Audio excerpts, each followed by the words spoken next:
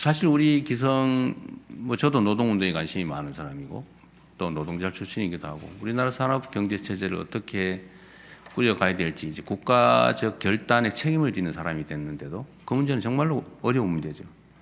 그런데 우리가 상상했던 것은 회사에 이익이 많이 남으니까 월급 올려달라 그래야지 15% 20% 올리자 뭐 이런 걸 했는데 영업이익을 나눠 갖자 우리는 상상을 못했죠. 아주 발랄하지 않습니까? 그런데 이게 잘못된 건 또 아니에요. 이게 새로운 상황이 온 겁니다. 새로운 상황이 도래했어요. 과거에 우리가 기업의 영업이익률은 10% 넘으면 엄청나게 잘 되는 기업이었는데 영업이익률이 50% 넘는 거 다른 나라 보고도 우리가 놀랐는데 영업이익률이 75%를 넘어가고 있어요. 파는 게 다 남는 거예요, 거의 다. 옛날에 전혀 상상조차 할 수 없었던 그런 상황이 도래한 거죠. 어떻게 대응할 것이냐. 그럼 그게 전부 다 개별 기업 것만이냐에 대한 논쟁도 있는 거죠. 노동자들의 기여도 있을 것이고, 뭐 그 회사 투자자들의 목도 있을 것이고, 또 예를 들면 R&D에 대대적으로 투자한 국가의 목도 있을 것이고, 또 어려운 시기에 엄청나게 감세를 해준, 지원을 해준 보조금을 지원한 우리 국민들도 있지 않습니까? 그게 사실은 국민들이 내신 거죠.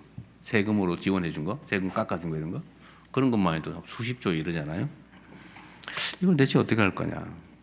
근데 문제는 저도 그 점 때문에 참 고민을 많이 했습니다. 이게 과연 타당한 주장인가?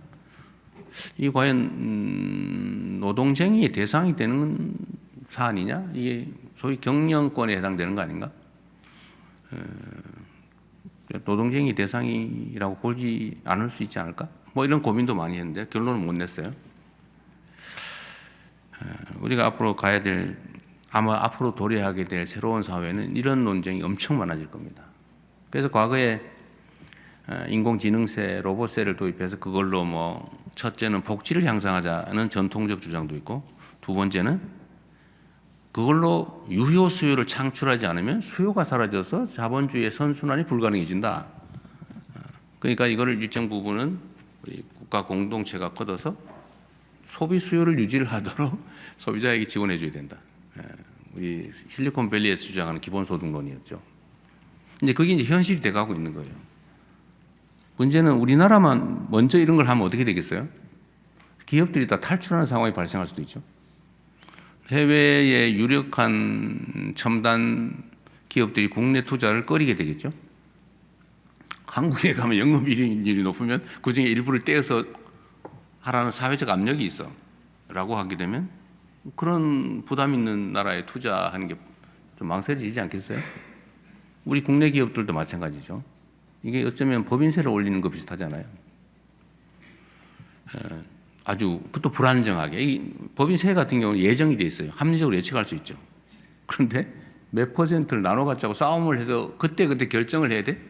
라고 하는 건 매우 불안정하죠. 예측하기 어렵다. 그래서 이게 국가 산업 정책에도 매우 심각한 영향을 미칠 수 있는 의제예요. 우리나라 안에서만 논쟁해서 끝낼 일이 아닙니다.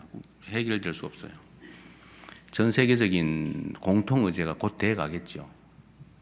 그 이전 단계에서는 우리가 이 초과 이윤의 처리 문제에 대해서는 논쟁 자체가 매우 신중해야 된다. 논의는 할 수 있겠죠.